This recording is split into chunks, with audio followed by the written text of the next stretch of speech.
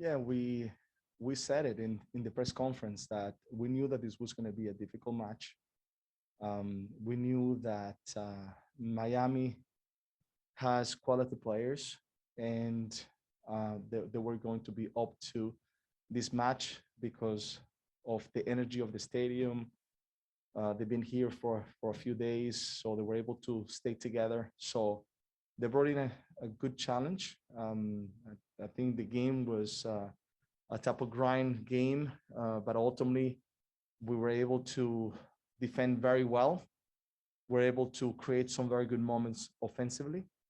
And then we found a very, very important goal that has given us 3 points that are very crucial for our run to continue to stay focused on the playoff.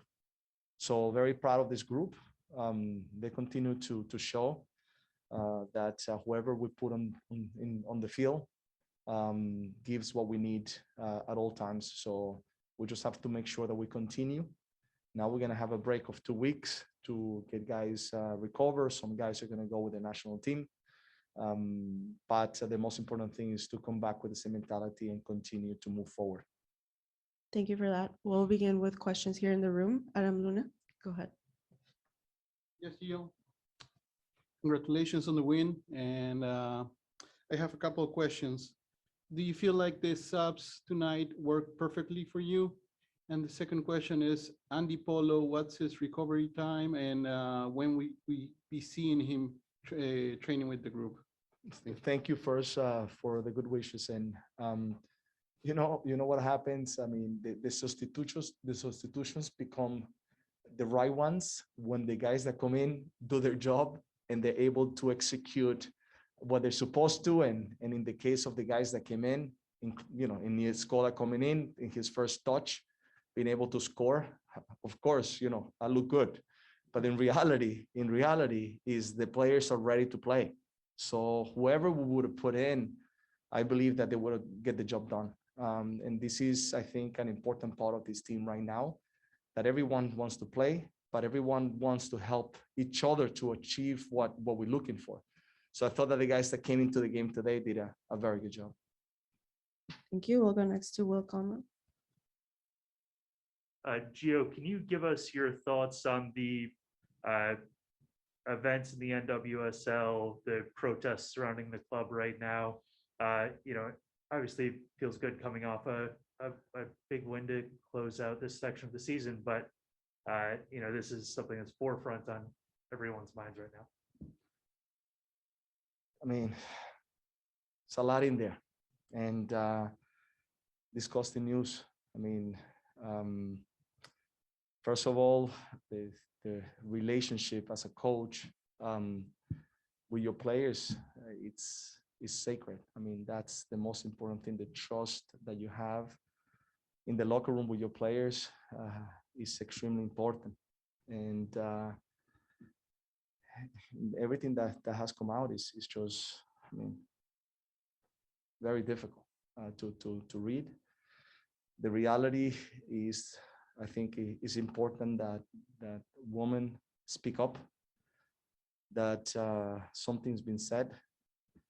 And it's important now to listen, to learn, and to make sure that there's a change in regards to those type of situation.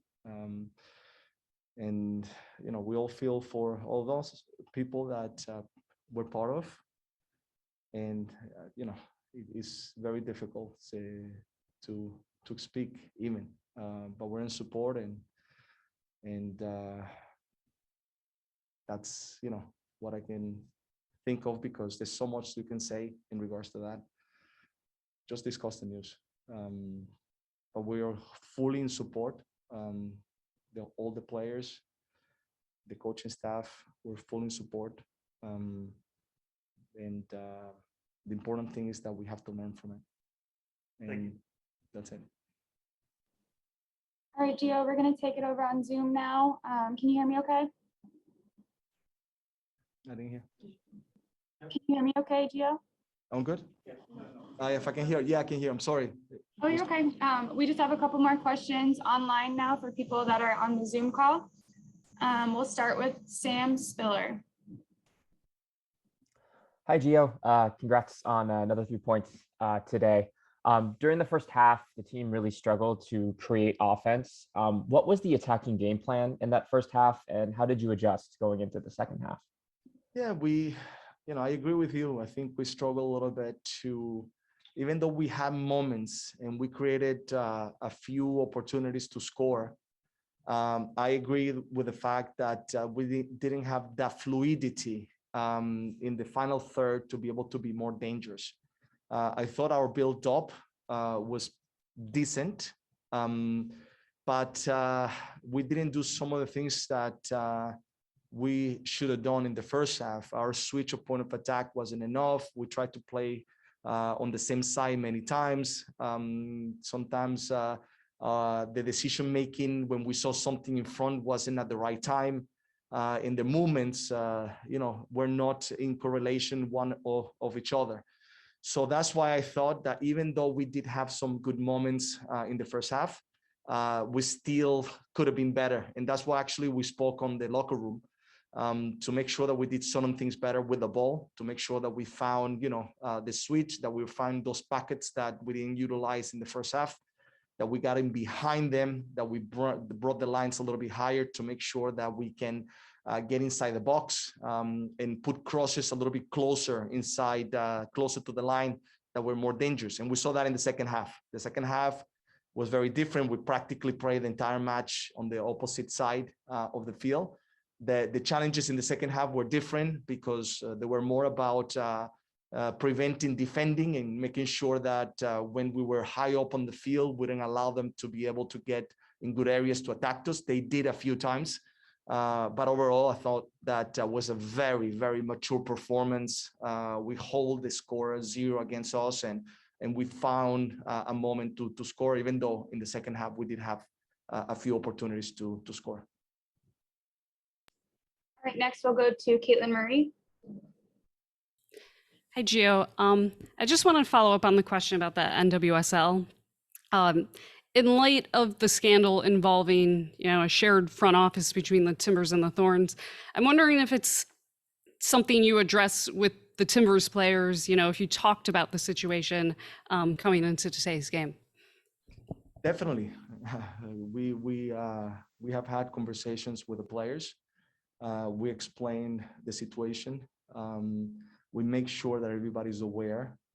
And you saw the statement that came out with all the signatures of all the players, because they're all participating in understanding and being aware of everything that has happened.